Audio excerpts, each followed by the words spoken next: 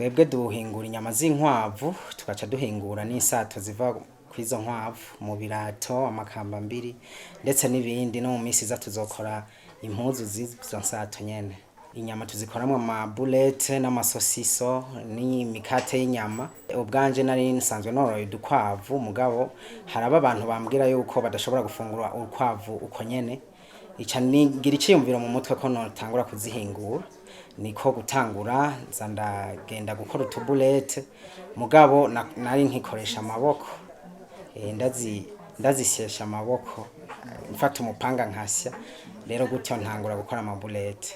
Tumaze gutangura dukoresha amaboko umugambi PAEEJ bahezagirwe bace babona yuko dufise ivyiyumviro vyiza baca baraduha financement. Yego baca tuca tugura ama machine ya yose mubona ubu ntitugikoresha amaboko ubu dukoresha ama machine mu gusya za nyama zacu. Tutararonka uwo mutahe wo muri PAEEJ twari tugikoresha amaboko twabaga nk'inkwavu zikeye cyane kubera kugira tuzisye n'umupanga byadusaba umwanya munini, ariko kuva aho turonkeye iyo ngurane ya PAEEJ twaciye dukora byinshi. Ubu dukora byinshi, turabaga inkwavu hama twaha imashini gasya tukaba turose umwimbo mwinshi twaha abantu benshi bakarya. Ntararonka umutahe wa PAEEJ nkikoresha amaboko nari mfise umukozi umwe wenyine afasha, ariko no munsi tufise abakozi 12. Tumaze guha akazi abakozi 5 bahembwa ku kwezi baba permanent novuga n'abandi 7 baza barakora iyo byagwiriye. Tugikoresha amaboko twabaga nk'inkwavu zitarenze 10 ku munsi, ariko uno munsi dufise imashini turashobora kubaga inkwavu 20-25 iyo zabonetse.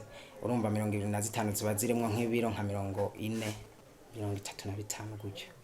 Tutararonka amafaranga ya PAEEJ twinjiza amahera nko ku kwezi ashika nk'ibihumbi nk'amajana 200, ariko twabe twadepansije twakoze utuntu twose mugabo tukabona yuko agafaranga nk'ibihumbi 105 hagati y'ibihumbi 100 n'amajana 200 tuyaronka. Ariko no munsi tumaze amezi 2 dutanguye turamaze kuronka hafi umuriyoni wose. Urumva ko tugomba turihe n'aya mahera yabo.